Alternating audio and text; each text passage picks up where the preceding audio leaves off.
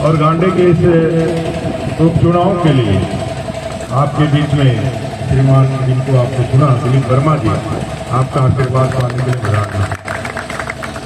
इस सभा में अपने छोटेलाल यादव जी, अपने विधानसभा पाठक जी, रामेश्वर जी, महेश जी, यहाँ उपस्थित सभी भाइयों, और जहाँ तक मेरी आवाज़ आ रही है माताओं बहनों, आप सबको मेरा प्रणाम अभिनंदन। सभी लोगों ने बताया है कि हम आपके बीच क्यों आए हैं। 20 मई को आपके यहाँ चुनाव है। पूरे देश में एक वोट हो रहा है लोकसभा के लिए, प्रधानमंत्री जी को तीसरी बार प्रधानमंत्री बनाने के लिए। आपके गांडे में एक उपचुनाव भी हो रहा है। ये उपचुनाव जरूरी नहीं था, लेकिन जिनको आपने 5 साल के लिए विधायक बनाया था उन्होंने इस्तीफा दे दिया है। इस्तीफा दिया है, दिलाया गया है। इस्तीफा देने के पीछे क्या कारण, क्या वजह रही, बिना किसी से पूछे हुए, बिना बताए हुए अचानक से इस्तीफा देना क्यों पड़ा सरफराज अहमद जी को? क्या बातें हुई थी? आपको जबरदस्ती दिलाया गया कि आपको प्रलोभन देकर दिलाया गया?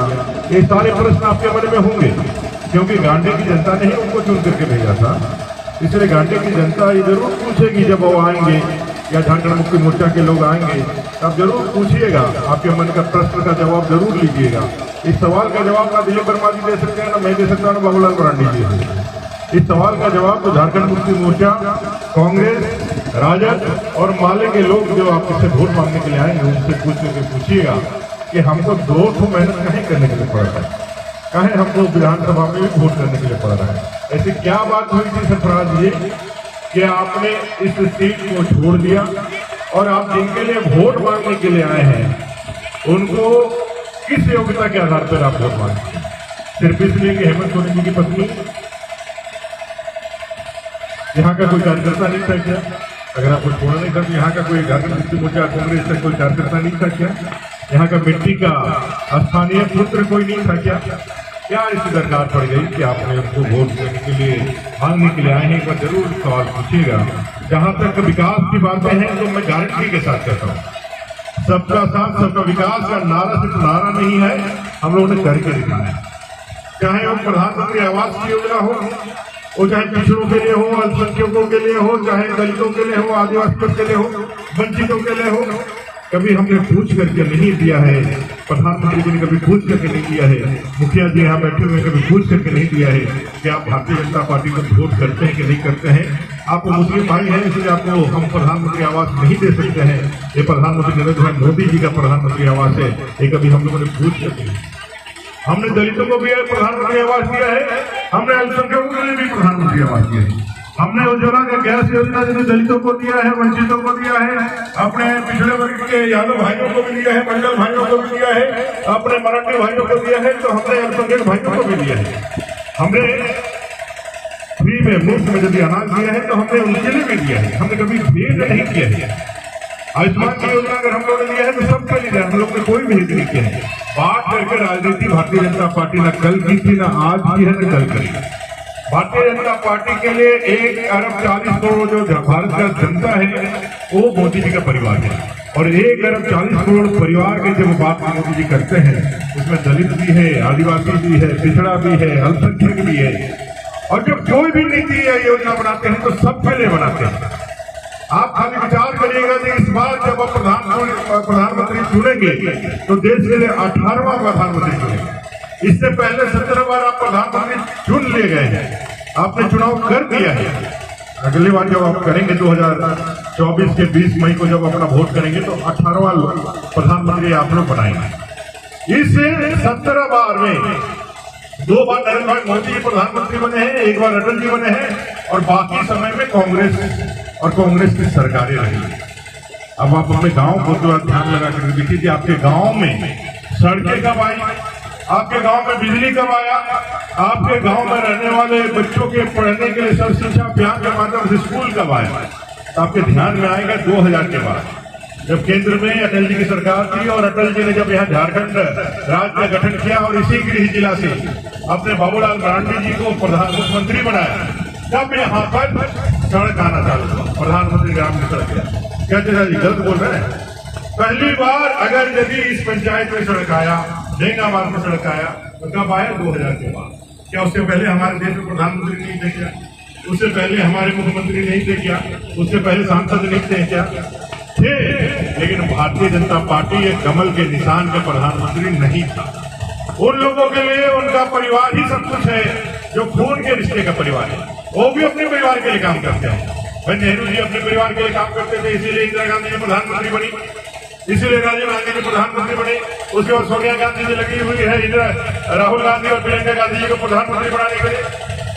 शिबू सोरेन जी अपने परिवार के लिए काम करते थे, हेमंत सोरेन जी को बना दिया, आप कल्पना सोरेन जी को बनाने के लिए लगे हैं, अपने बसंत सोरेन जी को मंत्री बना दिया है बेटे को। लालू जी लगे हुए हैं अपने तेजस्वी को बेटा बनाने के लिए और आगे बढ़ाने के लिए। किसी ने गरीब के बेटे को बनाने का काम किया होता है वोट करके, किसी ने दलित का, अल्पसंख्यक का, पिछड़ों का बेटा का बनाने का काम किया, किसी ने नहीं सोचा। कब सोचा? जब आपने कमल का बटन दबाया। कब आपके घर में सारे काम चालू हुए? जब आपने कमल का बटन दबाया। किसने सोचा था कि भाई गरीब का भी पक्का छत हो, किसी अकलियत भाई का, किसी अंसारी भाई का भी घर में पक्का में रहे? कांग्रेस को वोट दे के तो थक गए, वोट दे के थक गए। कांग्रेस तो कहता था, हमारे वहां एक नेता हुआ करते थे धनबाद लोकसभा में, वो वोट करने जाते थे, तो वोट करने जाते थे, लाल झंडा के थे नेता, नाम नहीं बोलेंगे, आदरणीय है, लेकिन वो जब वोट करने जाते थे तो लोग बोलता था हमारे यहाँ नोट यह वस्तु है, तो चलिए वहां पे वोट मांग लीजिएगा। तो वहां कहीं जाएंगे वोट मांग, बोले वोट किसको देगा? बीजेपी को देगा क्या? वो तो मजबूरी में हो, हम ही को वोट देने है, उसके बाद वोट मांग के क्या करेंगे? उसकी मजबूरी है, उसकी मजबूरी है। अरे क्या मजबूरी है? आप स्वतंत्र देश के नागरिक हैं, स्वतंत्र देश के नागरिक हैं। आपको अपने मजहबी सारे क्रिया और सारी चीजें मानने की आजादी इस देश में। जितनी आजादी यहाँ है वो कोई दूसरे इस्लामिक कंट्री में नहीं हो सकती। आपके माता बहनों को जितना जीने का अधिकार यहाँ पर है, उन कंट्रीज में नहीं हो सकती। आप अपने लिए अच्छा जीवन कर सकते हैं। यहाँ जितने आपको आगे बढ़ाने का काम इस मिट्टी ने किया है, दूसरा कोई देश नहीं कर सकता, गारंटी के साथ हम कर सकते हैं। और मोदी जी ने तो करके दिखाया। आपके सर पर छत दिया है, आपको खाने के लिए चावल दिया है, आपके घर में गैस का कनेक्शन दिया है, आप बीमार हो गए तो आयुष्मान की योजना दिया है, आपके घर के माताएं बहनें पानी लेने के लिए दूर तक नहीं जाए, इसलिए घर के अंदर नल से जल पहुंचाने का काम किया है। आपको सड़कें बनाती है और आपको आगे बढ़ने के लिए, आपको पढ़ाई लिखाई करके आप आगे बढ़े, इसके लिए मौके भी आपको दिए। कभी विचार किया है? कभी विचार करेंगे तो आप पाएंगे बाकी लोगों को वोट देकर के आपसे ठगे गए हैं। भारतीय जनता पार्टी को आप लोगों ने वोट दिया हो चाहे नहीं दिया हो, लेकिन वो अगर सत्ता में है तो सबके विकास की बात करेगी, क्योंकि मोदी जी के लिए खून के रिश्ता वाला परिवार नहीं है। मोदी जी के लिए इस माटी का रिश्ता वाला परिवार है, जो 140 करोड़ भारत की करके इस विचार को अपने साथ बांध कर रखिए। और इस बार जब वोट करने के लिए जाइए, एक बटन निश्चित रूप से ईमान के साथ मोदी जी के लिए दबाइए, क्योंकि कमल का बटन से ही आपके घर में गरीबी गई है, आपके घर में अन्न आया है, आपके घर में रहने के लिए छत आया है, आपके माता बहनों की सुविधा के लिए गैस का कनेक्शन और बच्चों की इलाज के लिए आयुष्मान का योजना है। इतना ईमान रख करके आप वोट करिएगा, इतना विचार करके वोट दीजिएगा। और 14 बार जो आप लोगों ने उनको चुना है उसका हिसाब लीजिएगा। ये बताइए 65 साल तक आपको यहाँ पर बना के रखे, इतनी सरकारें बनाई, आपने क्या किया? आपने क्या किया? एक बार पूछिएगा जरूर। लोग कहते हैं जब मोदी जी ने क्या किया, अरे भाई कान पकड़ के लिया करके दिखा दो, हम दिखा देंगे। प्रधानमंत्री आवास से लेके सड़क से लेकर के ये बिजली थी क्या? 2014 के पहले बिजली थी क्या?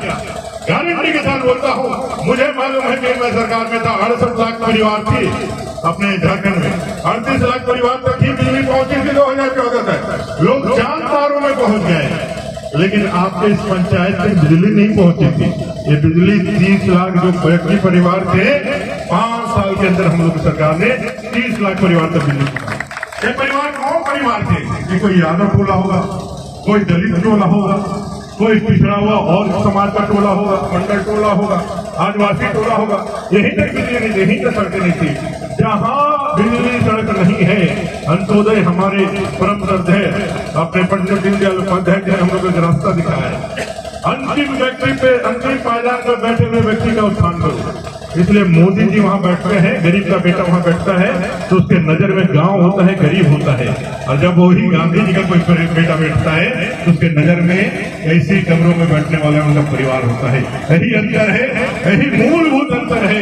इस अंतर को हमेशा याद रखिएगा कि गरीब के लिए अगर कोई पार्टी है तो उसका नाम भारतीय जनता पार्टी है, उसका निशान कमल का निशान है, उसके प्रत्याशी का नाम अन्नपूर्णा देवी और अपने दिलीप वर्मा जी है। यही याद रख करके कमल का बटन दबाना है और अपने जुझारू प्रत्याशी को जिताना है।